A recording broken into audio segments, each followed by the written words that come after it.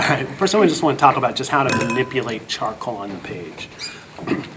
There's two basic techniques. There's an additive technique and a subtractive technique. The additive technique is where you build up the surface by adding more media, and a subtractive technique is when you actually develop the surface by the removal of media. And so when you go to put this down on the page, I don't ever hold the charcoal like a pencil. I always hold it kind of flat, almost parallel to the drawing surface, so that I can start to just manipulate it and put it down on the page in much broader strokes. Then once it's down there, I just kind of take my hands and I start to incorporate the media into the surface of the page. And by doing so, I'm not just going in one direction, I'm going in a lot of different directions. I'm working circularly, I'm going vertically, kind of horizontally, however many, or I utilize as many directions as I need to, so that I'm really working the media into that surface, into the tooth of the page. For some of you folks that's something you don't feel comfortable with, you can use another tool like a paper towel or a soft piece of cotton. You can get a chamois cloth, anything that you can utilize to kind of start to move it around. Whatever you feel more comfortable with, these are all valid ways to manipulate the media onto the page. Sometimes if you're trying to get a lighter gray, you don't want to go as dark as this. Sometimes you can take a paper towel, and that little bit of media that's on the towel can actually create an area of value that's still nice and rich, and it's complete, but it doesn't get as dark as using the stick directly. To then start to manipulate the media, you can use a white plastic eraser. You can use a kneaded putty eraser. They both work very well. The white plastic eraser, though, tends to take more media off. And so if I want to take a large amount of the media off, I'm going to use the white plastic eraser. If I want to take just a little bit of the media off, I'm going to use a kneaded putty eraser. And I take it and I just kind of warm it up in my hand a little bit. And then as I kind of start to kind of pull it across that charcoal surface, it allows me to take the media off, but it doesn't take as much off as the white plastic eraser. And so what it allows me to do is to create some more subtle, gradual changes in the value. You know, when I'm trying to manipulate this around, I want you to think about charcoal as being a very fluid media. Meaning even as dark and as heavy and this really strong presence that it has on the page, it's still a very fluid media. Meaning if I had, say I had a shape here.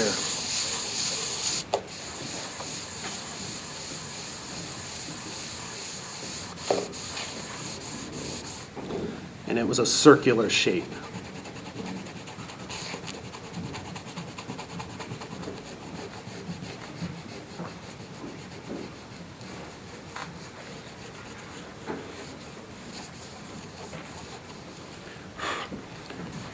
And if all of a sudden I was looking at whatever I was drawing and I realized that instead of it being circular, say it was a triangular shape, then I worked with the charcoal almost like it was clay, where if I need to take this into a triangle, I'm just going to pull off a little bit here and pull off a little bit here.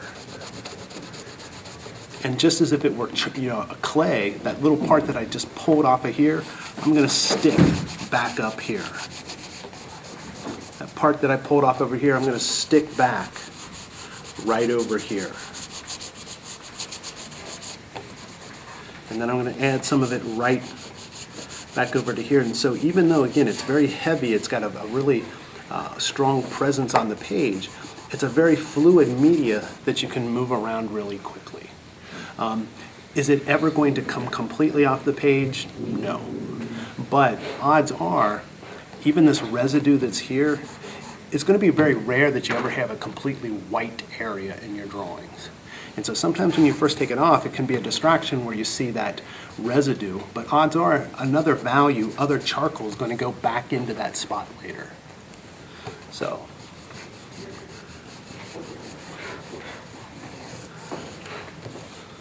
that's just the introduction on how to move the charcoal around. If I'm trying to get a really specific shape, say like in here, if I wanted a really fine shape and I wanted to draw it with my eraser, can you see how the eraser's kind of rounded right here? So it's kind of tough because it's rounded to actually get a really defined shape.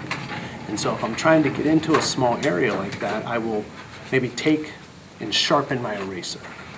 I will cut off maybe about a quarter of an inch, so that now that I have a sharp edge on here, I'm able to get into that shape and actually start to control it, or control where my my eraser is a little bit more accurately, and therefore I can actually start to define that shape a little bit more, define it a little bit more accurately. I can also use a tool like my, which is a pencil, which has an eraser on the inside of it, so that if I need to get into a very small area, the smaller surface area kind of allows me to do some really nice, fine detail work. And so you always got to be conscious of realizing whatever it is that you're trying to accomplish and making sure that you have a tool that is prepared to help you accomplish whatever that task is. Cut. That's just the introduction to charcoal. Go.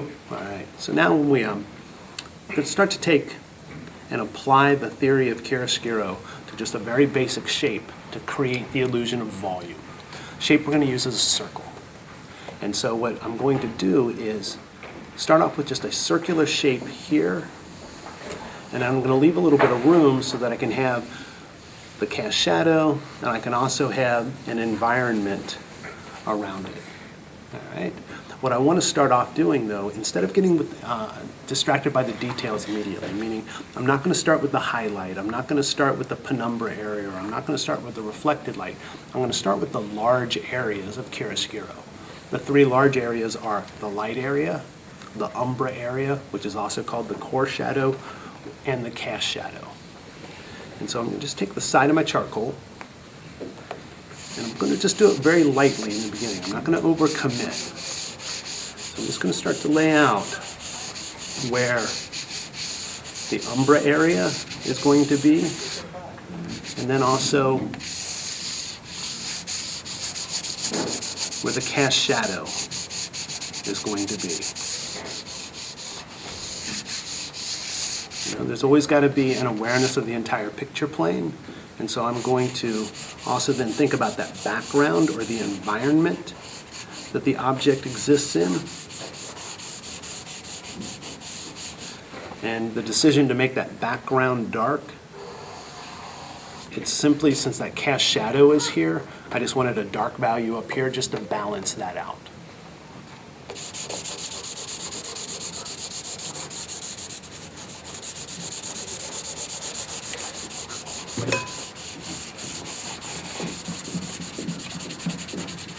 And even at this early stage, what I want to be able to do is, right now I just want to be able to see where the form is, and I also want to be able to understand the structure. I want to be able to understand where the light source is coming from. And right now, just where this light area is, and my highlight's going to end up being right here, I can already see that kind of trajectory of the light source as it kind of hits the form here, and then as it exits, it's almost kind of resulting in that direction of the cast shadow. Now as I start to develop the surface, I'm going to again use my hand. I'm just going to start to blend this in, and I'm working the charcoal into that surface, and to do so, I'm going to have to work in a lot of different directions. Sometimes if that charcoal is being a little, what's the word I want to use? Charcoal's being a little stubborn maybe, and sometimes if I can't get rid of those marks, sometimes what I might need to do is get just a little bit more charcoal on there, on my fingers, and just start to integrate it into the page just a little bit more. If working with your hands is something you don't feel that comfortable with, you can use a paper towel. I've actually had some students use cotton, and that works really well. But I can just take this now and very easily,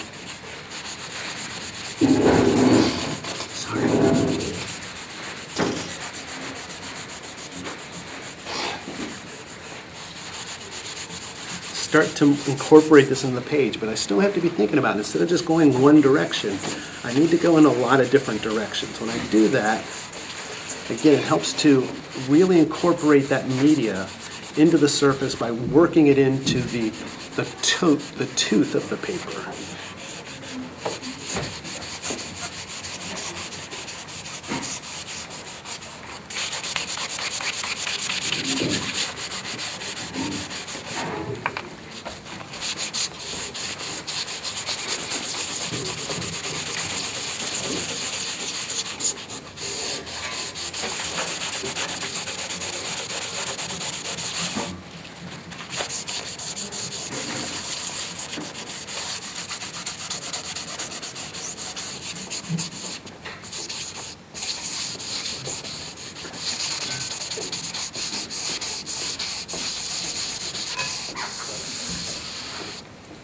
I might even use this now just to kind of start to define the form, because I want to have charcoal everywhere.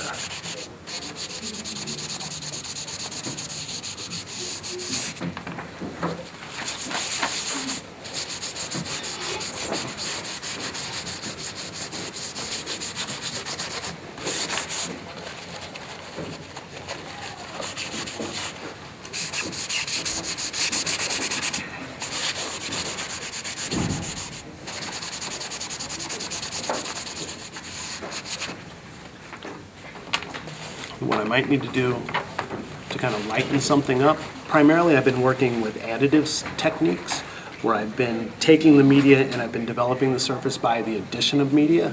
But you know what, sometimes what I might need to do is, if this goes a little too dark, I might kind of maybe use my my white plastic eraser to start to remove the media as well. All right, so it still has value, it still has charcoal here, but it's not as dark as it is here, so I'm bringing a little bit of contrast into my composition.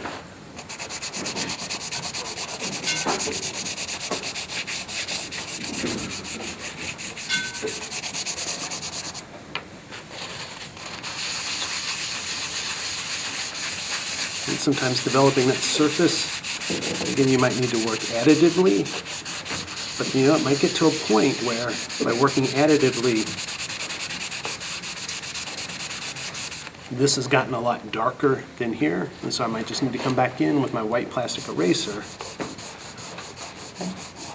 and develop that surface again by the removal of the media. Where I'm pulling it back off now,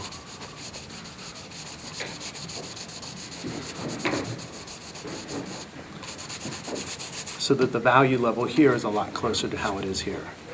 You know, and if I didn't take enough off, I could keep going back to it and keep removing it.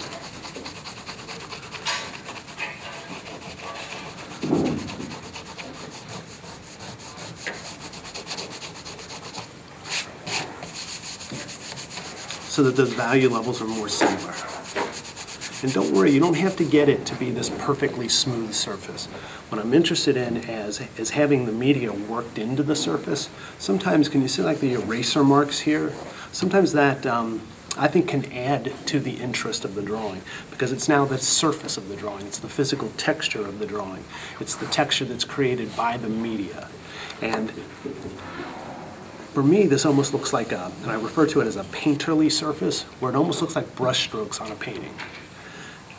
The activity's okay, but you don't want it to overwhelm the subject.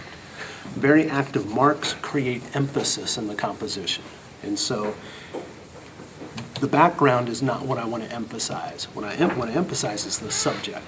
And so a very active background can very easily distract from the surface, meaning If I had a bunch of marks that were really active like this, my viewer's eye is going to go here, and it could possibly compete with the focal point or the subject of my statement. If that happens, just kind of take it and just soften them back up. The marks stay there, but by reducing the contrast, they don't compete with this. So now back to my form. Now that once I get these areas of, the major areas of chiaroscuro in, now I want to start thinking about developing them a little bit more. I want to think about expanding out from the large major areas to the more specific detailed areas. Maybe where the highlight's going to be. I'm not going to take my charcoal and put a line around there. If I did that, that line I'm going to have a very tough time getting rid of later. And so what I want to think about doing is maybe adding a little bit of media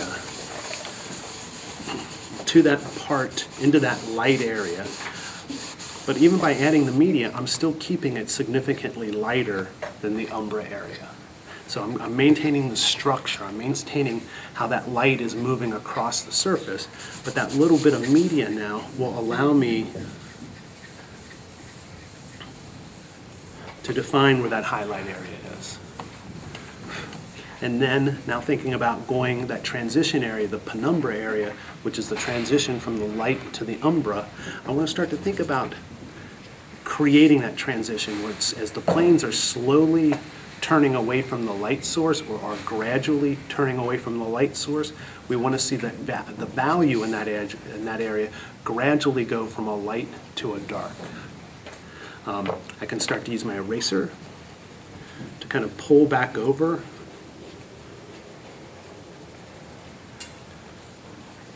that area so that I'm actually starting to create almost this little crescent shape that'll start to define that transition area by pulling a little bit of it off, take my hand now, go back in, and just start to blend it a little bit more. But even though I'm softening up that edge, I'm still maintaining this very distinct area. It's the highlight here, the light here, the penumbra here, and the umbra here.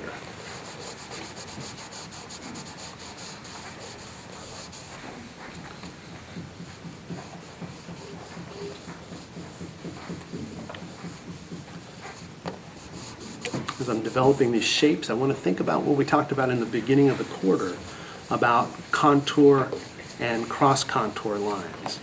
That now these edges of these shapes are acting as cross-contour lines. Early in the quarter, we used a line to talk about the terrain of that surface and how that terrain changes in space. Now what we're using is that edge that's created by the change in value, to start to talk about that plane change and that change in terrain. But that edge has to move fluidly across that surface, or it has to have that circular quality to it, so that the form has a circular, or the illusion is that it is a sphere. Meaning if I did this, and all of a sudden if I had this shape that was here,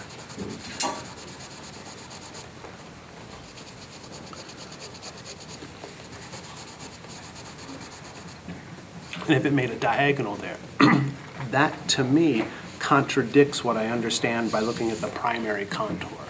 And so that edge that is there still needs to have, again, that circular quality, so that I understand the volume of the form.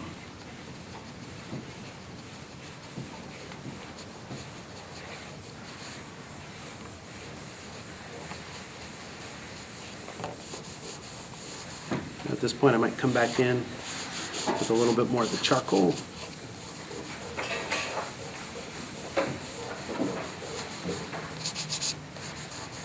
To maybe reinforce that umbra area. And then as I'm working back through here onto this far side, now I want to start defining where that reflected light is. And remember that reflected light is created not from the light source directly hitting that area of the subject, but from the light hitting the environment and then bouncing back up into that area to illuminate it. And so since it's a reflected light, the reflected light is always going to have a lower intensity than the direct light source. And so even though it's going to be illuminated over here, it's not going to be as light as this area.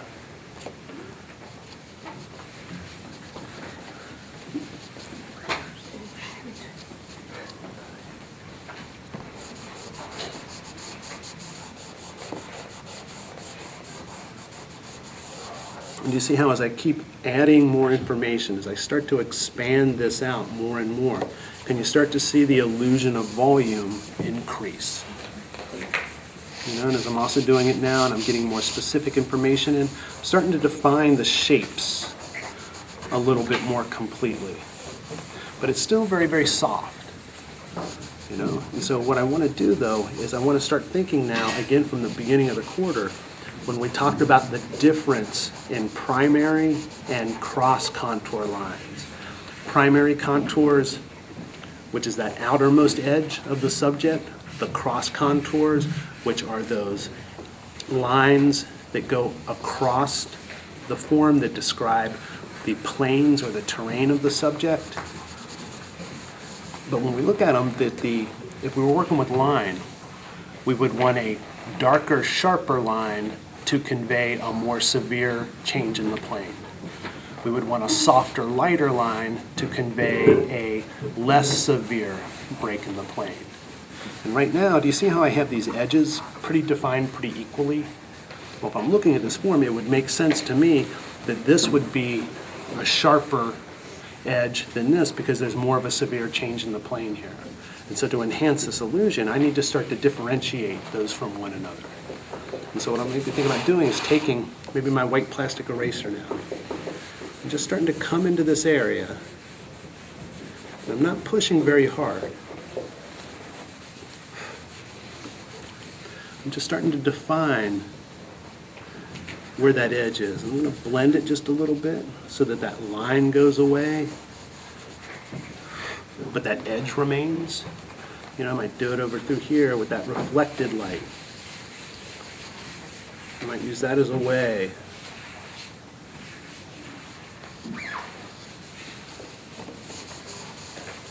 I'm starting to define that form a little bit more.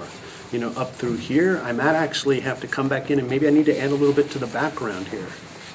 You know, I might need to work on the other edge of that form. Instead of here where I was primarily working on the positive space, now I might need to work in that negative space.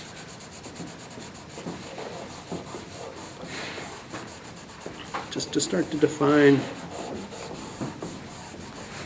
the subject just a little bit more. Can you start to see the form emerging here? Continue to kind of work on it, kind of continue to build it. You know, I might need a tool that's a little smaller just to define that edge, you know, that much more.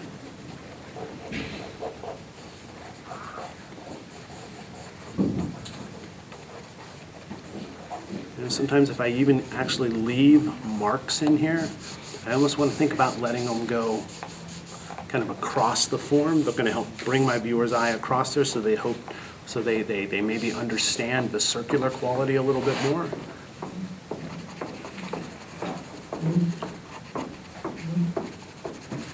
You know, I want to make sure that my areas of chiaroscuro, the placement of them makes sense. Like right now, where this is coming from, it means that light is shooting out here. So if it's shooting out this way, I probably want to pull my cast shadow over this way just a little bit more to bring it under the form, because it would make sense that if the light's not hitting it here, it's not going to be able to hit it here. You know, and as much as you hate to hear the word, this cast shadow is actually an ellipse. All right, it's a circle that's now being drawn in perspective. So you want to bring in that kind of elliptical quality of that shape a little bit more. You know, here maybe kind of define this if I need to. Sometimes if I got to define an edge, what I'll do is I'll take that value that's in that negative space and I'll pull it over into that positive space. And then I'll go back in and redefine that edge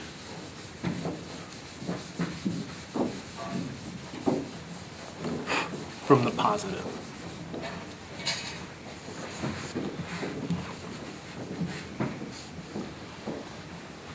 You know, or here, maybe where it gets darker here, maybe I need to now define that